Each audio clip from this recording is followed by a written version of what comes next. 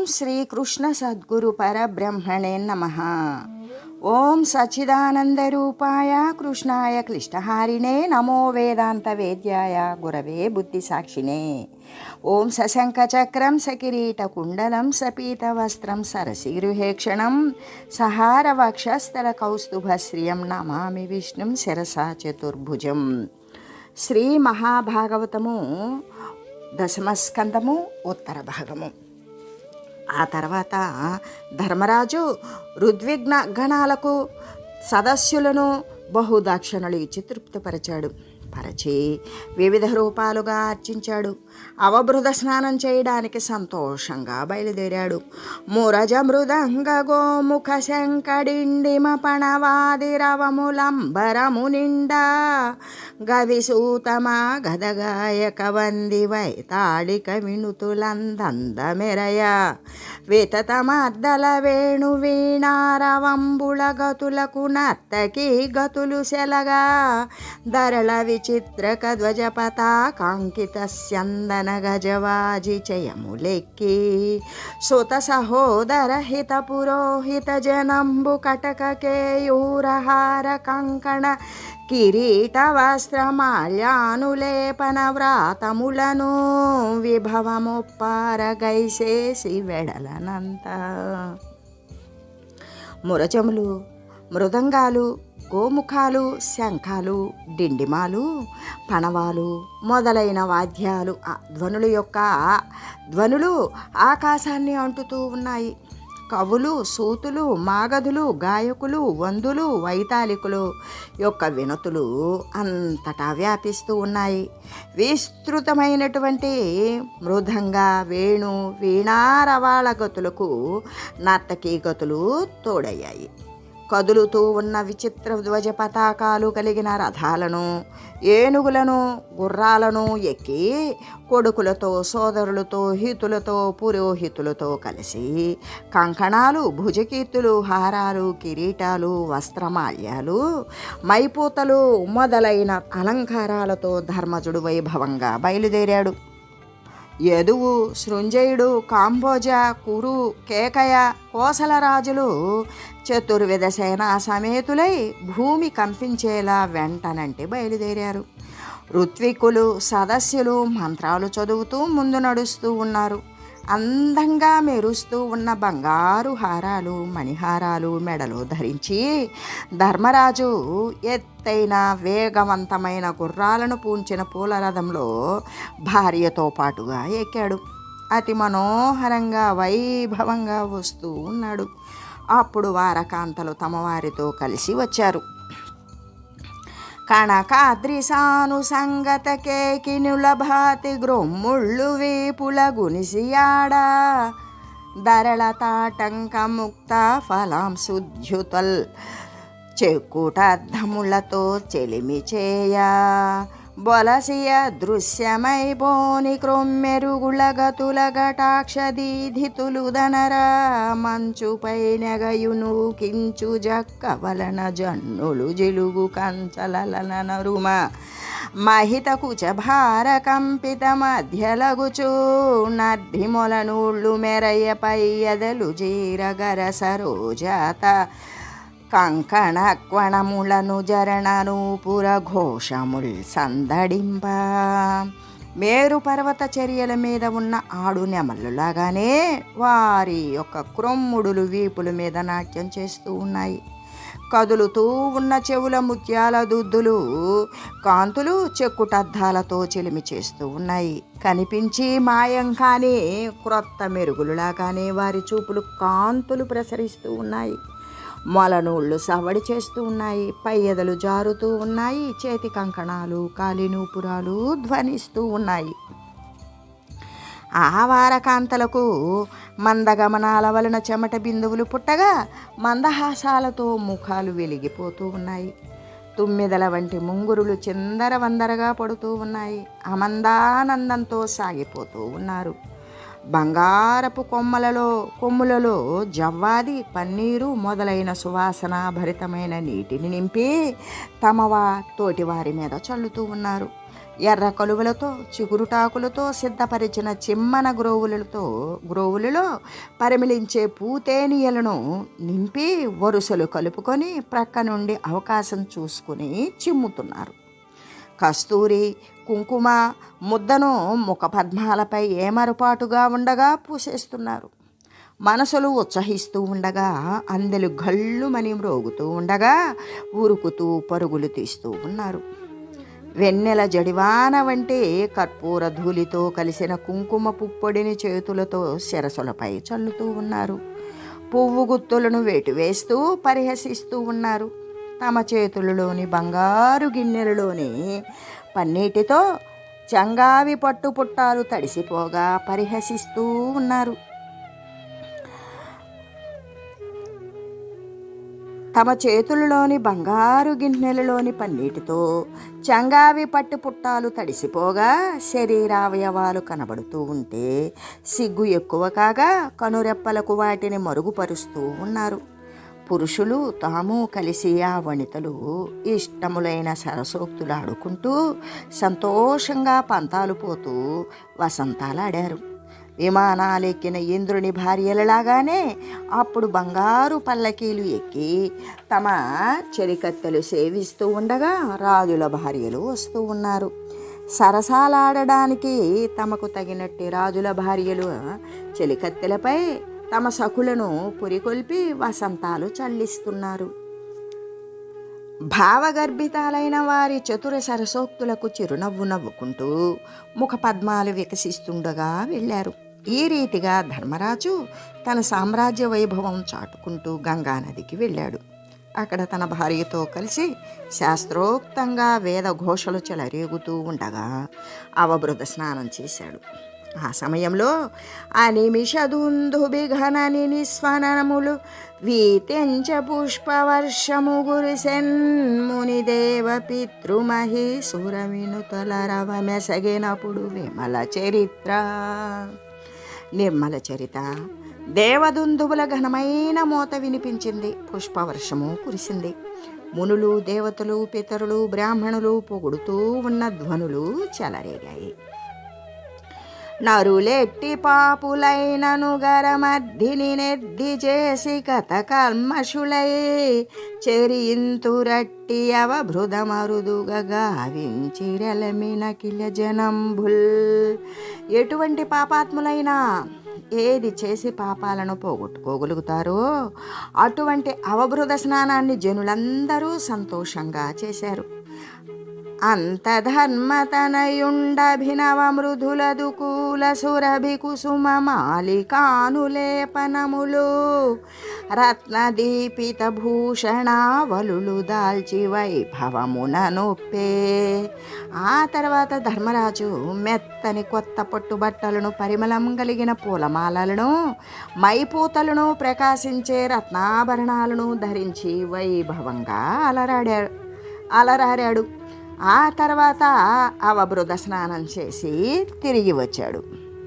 పాండుతనూభవాగ్రజుడు పాండుయసోనిధి భాసమాన మాతాండవిభుండు యాజక సదస్య మహీసురమిత్ర బంధురాన్మండలి పూజ చేసి బుధమాన్య చరిత్రుడు వారికిచ్చెనుండొండదు కూలరత్న కనకోజ్వల భూషణ ముఖ్య వస్తువుల్.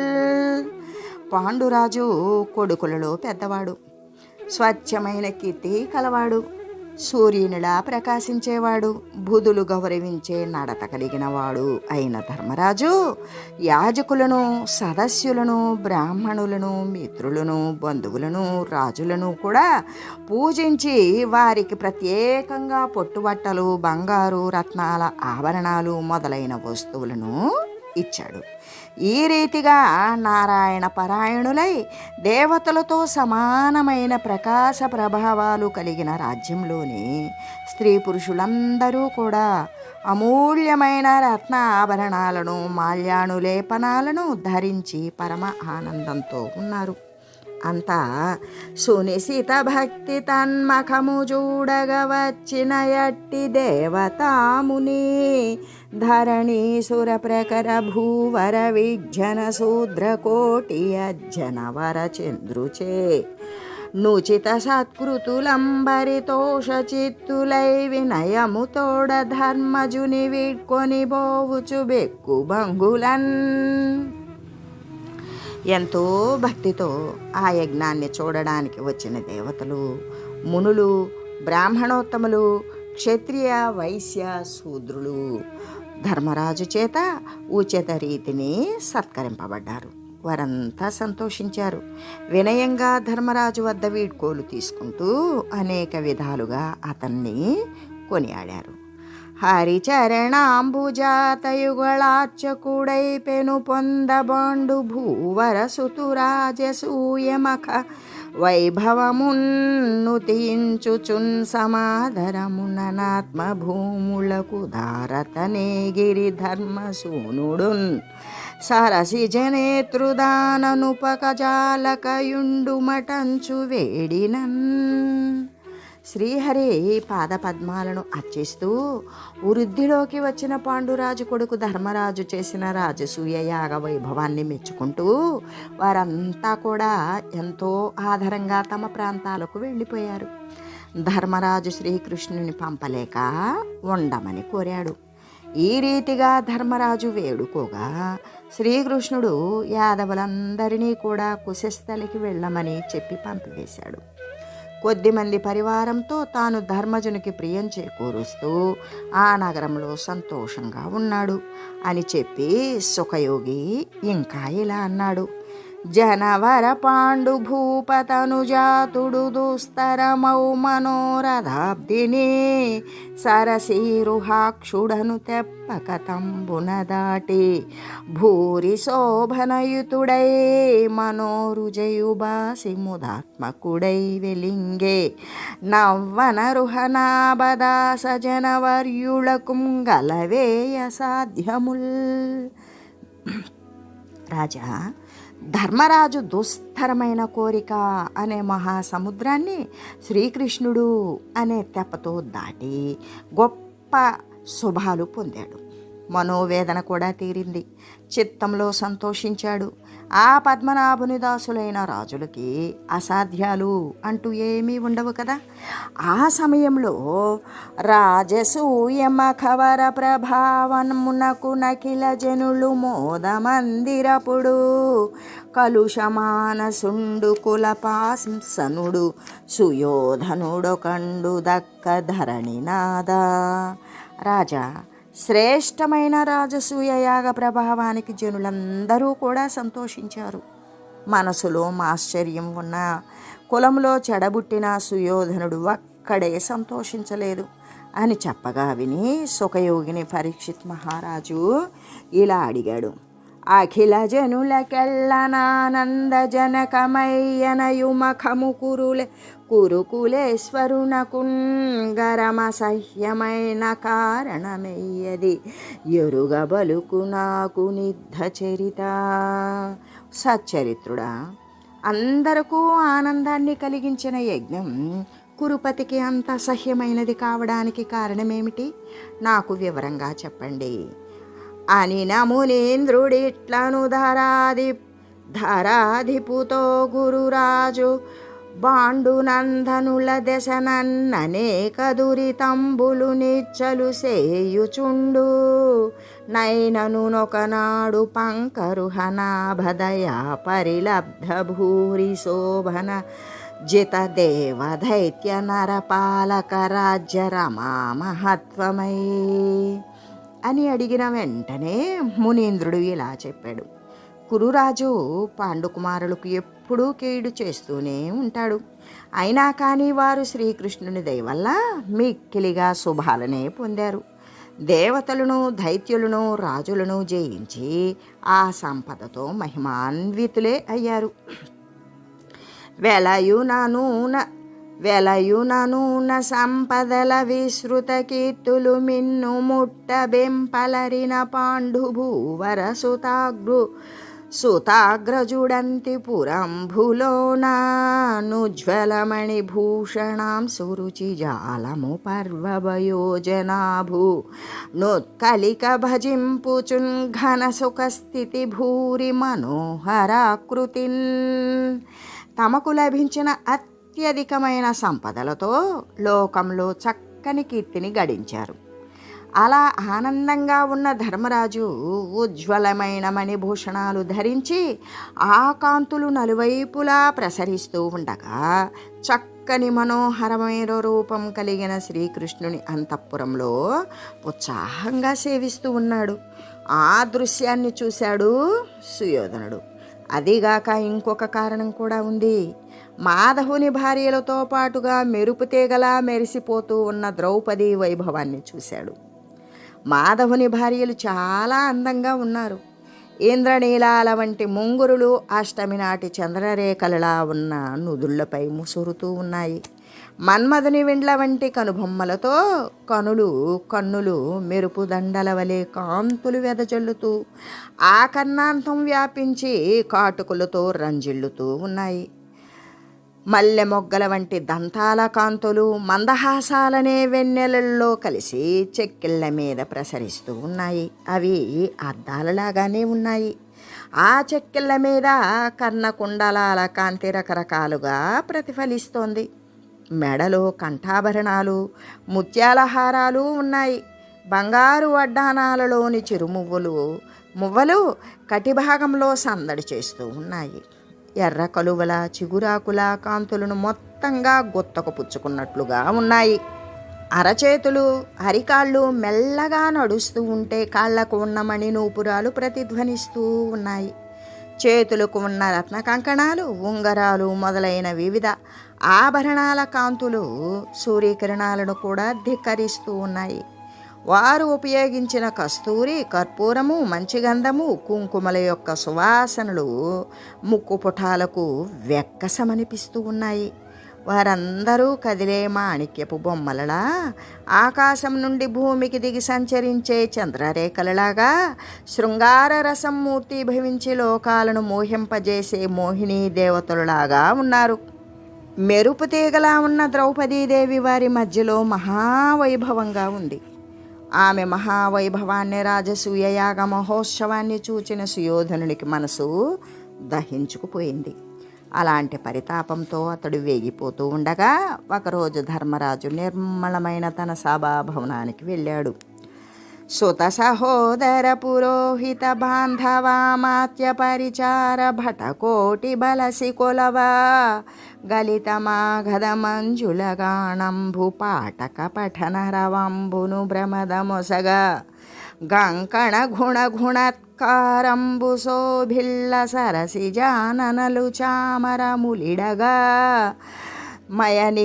మయ వినిర్మిత సభా మధ్యంభునను భాసమాన సింహాసనాసీనుడగుచు సమరగణములు గొలువ బెంపారున నిమిషేంద్రు కైవడి మెరసి ఉపేంద్రుడలరా వరుసగోలు ఉన్న ఎత్తరి దురభిమాని క్రోధమాశ్చర్యధనుడు సుయోధనుండు. కొడుకులు, తమ్ముళ్ళు, పురోహితులు, బంధువులు, అమాత్యులు, పరిచారకులు, భటులు అందరూ కూడి అతనిని సభాభవనంలో కొలువు తీరి సేవించారు. మాగధుల మనోహరమైన గానము, పాఠకుల పఠనధ్వని ఆనందాన్ని కలిగిస్తోంది. కొంతమంది పద్మముఖుల చేతి కంకణాలు గుణగుణమని మోగుతూ ఉండగా చామరాలు వీస్తూ ఉన్నారు. మయుడి నిర్మించిన సభా మధ్యంలో ప్రవేశించి సింహాసనం మీద ధర్మరాజు కూర్చున్నాడు. అతడు దేవతలు కొలుస్తూ ఉండగా కొలువు తీరిన దేవేంద్రునిలాగా మెరిసిపోతూ ఉన్నాడు. అది చూచి కృష్ణునికి ఆనందం కలిగింది. వరుసగా అలా అందరితో కొలువు తీరి ఉన్న ధర్మరాజును చూచి అప్పుడు దురభిమానం కలిగిన సుయోధనునికి క్రోధమాశ్చర్యాలే కలిగాయి. కాంచన రత్నభూషణ నికాయము దాల్చి సముజ్వల ప్రబోధంచితమూర్తి నొప్పి పణిహారులు ముందట గ్రంథు వారించి సహోదరుల్ నృపవరేణ్యులు పార్శ్వములన్ భజింపనే తెంచెను రాజసంభున యుధిష్ఠిరు పాలికి వైభవోన్నతిన్. దుర్యోధనుడు బంగారు రత్నభూషణాలను ధరించాడు. మిక్కిలి ప్రకాశమానమైన కాంతులతో అతని ఆకారం మెరిసిపోతోంది. ద్వారపాలకులు తన ముందు మూగిపోగా వారిని వారించాడు. అతని తమ్ముళ్ళు సామంతరాజులు ఇరుప్రక్కలా చేరి ఉండగా తన వైభవాన్నంతటినీ ప్రదర్శిస్తూ రాజసంగా యుధిష్ఠిరుని వద్దకు వచ్చాడు. అలా వచ్చి మయుని మాయలతో నిండిపోయిన సభాస్థలంలో సలిలములు లేని ఠావు నవలువలు వెసనెగయ దిగిచి వారకతో ఎంబులు గల చోటను జేలంబులు దడియగబడియే నిజ విభుత్వము దరుగన్. నీళ్లు లేని చోట బట్టపైకి ఎగగట్టుకుని తప్పకుండా నీరు ఉన్న చోట తన రాచరికం తరిగిపోయేలాగా బట్టలు తడిసి పడిపోయాడు. ఆ విధమంతయుగనుగొని పావని నవ్వుటయు నచటి పార్థివులను గాంతావళియును యమతనయుడు వావిరిచే సన్నదంబుదవారింపంగన్. అదంతా చూసి పవనసుతుడు అంటే భీముడు నవ్వాడు. ధర్మరాజు చేతి సైగలతో వారిస్తున్నాడు. అయినా అక్కడ ఉన్న రాజులు స్త్రీలు కృష్ణుడు ఆమోదించడం గ్రహించి గట్టిగా చప్పుడు చేస్తూ నవ్వారు. సుయోధనుడు సిగ్గుతో తల వంచుకున్నాడు. మనసులో కోపం హెచ్చరిల్లింది. ఇక అక్కడ ఉండలేక బయలుదేరి తన నగరానికి వెళ్ళిపోయాడు. ఆ సమయంలో బుద్ధిమంతులైన సభాసదులందరూ చేసే కోలాహలంతో సభ నిండిపోయింది. అజాతశత్రుడు మనసులో చిన్నబుచ్చుకున్నాడు. ఆ పద్మాక్షుడు భూభారాన్ని నివారించడానికి కారణభూతుడు కాబట్టి దుర్యోధనుడు చూచి నవ్వడాన్ని కాదనలేకపోయాడు. హరిధర్మసుతుని వీడ్కొని తరుణీ హిత బంధుజనక దంభము గొలువన్ బరితోషమునగు శస్థలపురమున కుంజనియమోధమున నరనాథ. రాజా, ఆ తర్వాత శ్రీకృష్ణుడు ధర్మరాజు వద్ద సెలవు తీసుకొని భార్యలతో హేతులతో బంధుజనులతో తృప్తిగా ఆనందంగా కుశస్థలికి వెళ్ళాడు. జనవర బంధమోక్షమును చైద్యవధంబును బాండురాజు నందను మకరక్షణంబును నుదారత చేసిన ఎట్టి దేవకీ తనయు చరిత్ర భాసుర కథా పఠనాత్ములు గాంతురిష్ట శోభన బహుపుత్ర కీర్తులును భవ్య వివేకము విష్ణులోకమున్. రాజేంద్రులను బంధ విముక్తులను చేయడము, శిశుపాలుని వధించడము, పాండురాజు తనయుని యాగాన్ని సంరక్షించడము, ఇవన్నీ ఎంతో ఉదారంగా చేసిన దేవకీసుతుని చరిత్రను చక్కగా చదివినవారు కానీ చెప్పినవారు కానీ తాము కోరినటువంటి శుభాలను, బహుపుత్రులను, కీర్తులను, చక్కని వివేకాన్ని, విష్ణులోకాలను పొందుతారు అని సుఖయోగీంద్రుండమ్మనుజేంద్రుని జూచి బలికే మరియును శ్రీకృష్ణుని అద్భుత కర్మంబులు వినిపింతున్ చిత్తగింపు విమల చరిత్ర అని సుఖయోగి పరీక్షిత్తుకు సమాధానం చెప్పి విమల చరిత్ర ఇంకా శ్రీకృష్ణుని అద్భుత కృత్యాలను వినిపిస్తాను విను అన్నాడు. శివుని యొక్క అనుగ్రహంతో సౌభక విమానాన్ని పొందిన సాల్వుడు ద్వారకాపురిపై దండెత్తుట.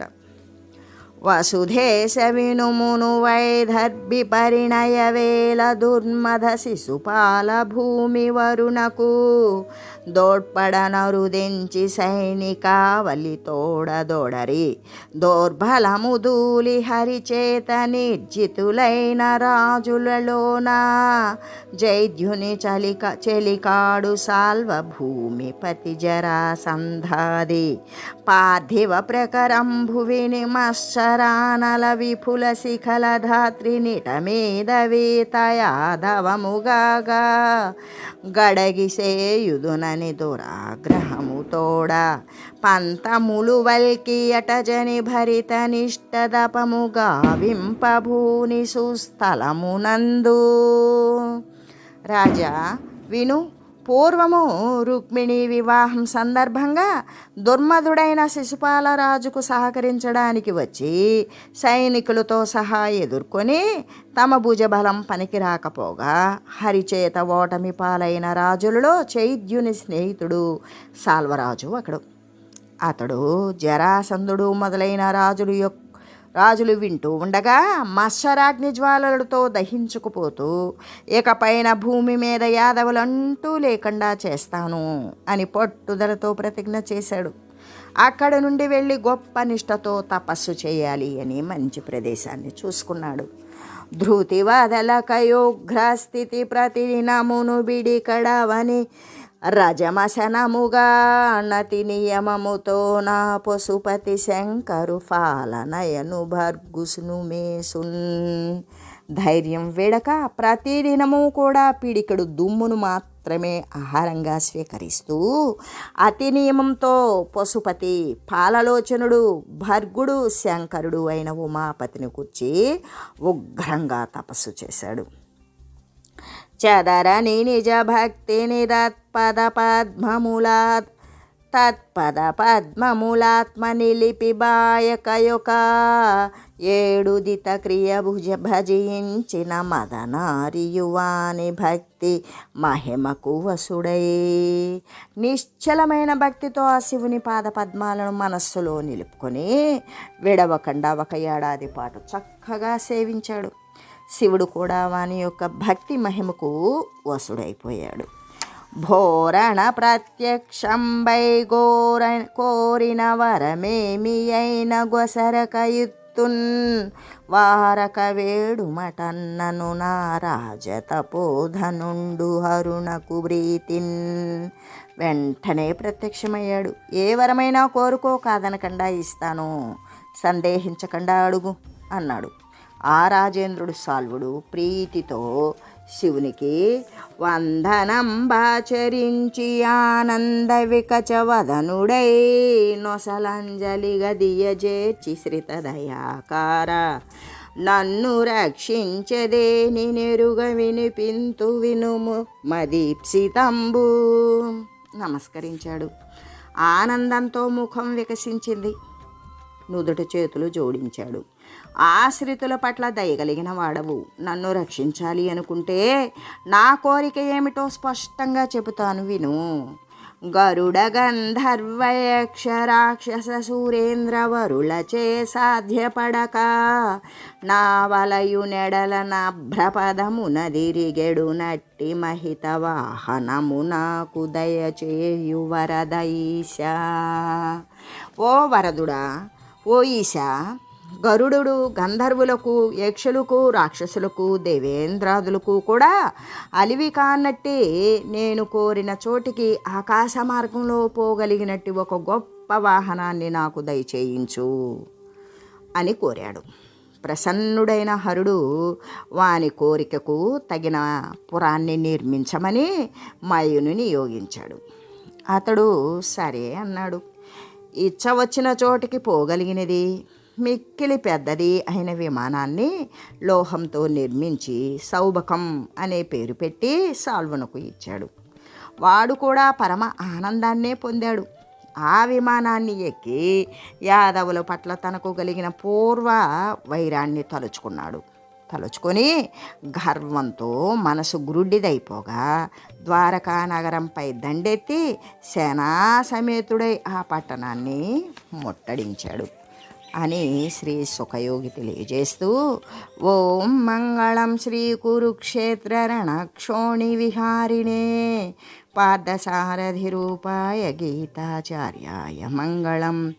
ఓం మంగళం నమోస్త్వనంతాయ సహస్రమూర్తయే సహస్రపాదాక్షి శిరోరుబాహవే సహస్రనామ్నే పురుషాయ శాశ్వతే సహస్రకోటియుగధారిణే నమః. ఓం శ్రీమతే నారాయణాయ నమః. శ్రీమన్నారాయణ చరణౌ శరణం.